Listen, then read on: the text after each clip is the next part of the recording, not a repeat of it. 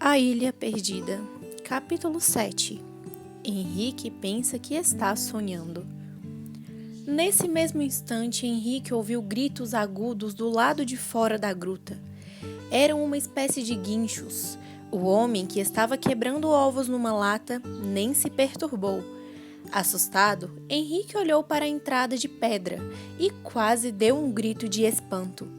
5 micos entraram um atrás do outro, dando guinchos e piscando os olhinhos muito vivos. Ao mesmo tempo, mostravam ao homem o que haviam trazido. Alguns deles carregavam um ovo em cada mão e outro enrolado na ponta da cauda. Outros traziam frutas apertadas nas mãozinhas negras. Eram maracujás, mas Henrique nunca os vira tão grandes assim. O homem falou com os micos mostrando-se muito satisfeito, e tudo o que eles haviam trazido foi depositado numa cesta feita de cipó. Depois foram para o outro lado, onde havia um grande cacho de bananas maduras, e começaram a comê-las, uma atrás da outra.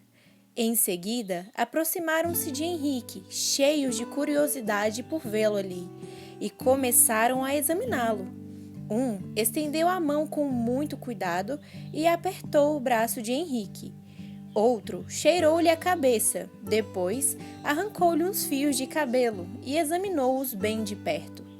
Outro ainda sentou-se aos pés de Henrique e, inclinando-se, começou a olhar-lhe os sapatos com muita atenção. Henrique achou graça.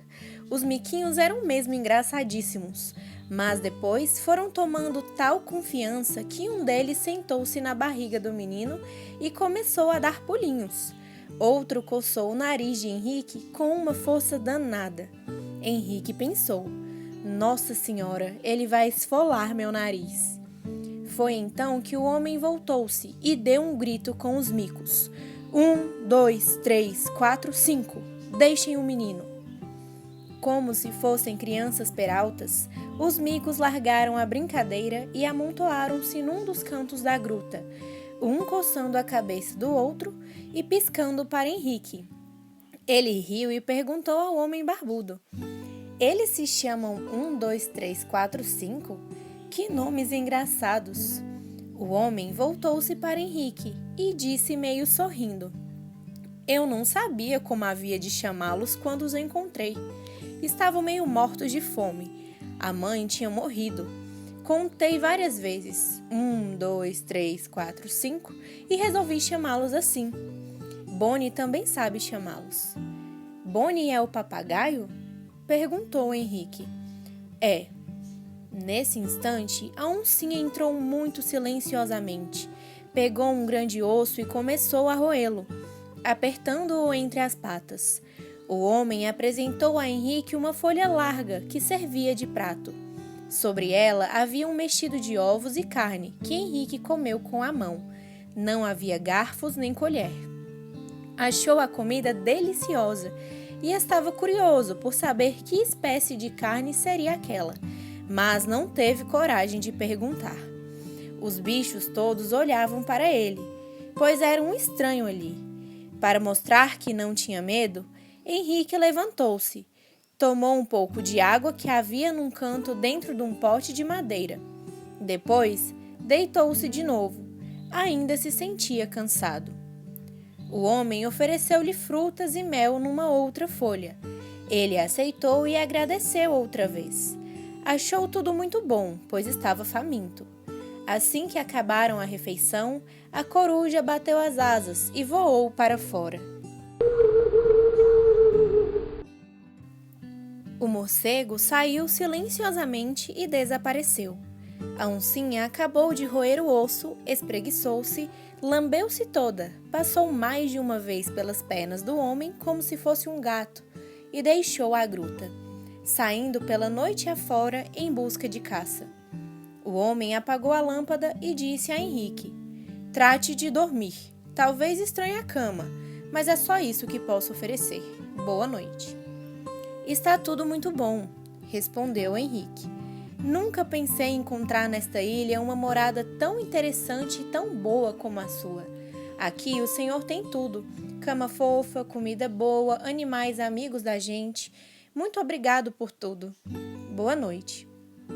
Os micos ficaram juntinhos, um ao lado do outro, e prepararam-se para dormir. Só a tartaruga ficou acordada na entrada da caverna. O papagaio, que estivera andando o tempo todo pela gruta e comera alguma fruta, ficou quieto num canto, resmungou qualquer coisa e dormiu. O homem deitou-se no leito de couro e apenas começou a ressonar. Henrique preparou-se também para dormir. Nesse momento, sentiu o coração apertar-se de tristeza. Onde estaria Eduardo? Que pensaria ele não o encontrando na prainha?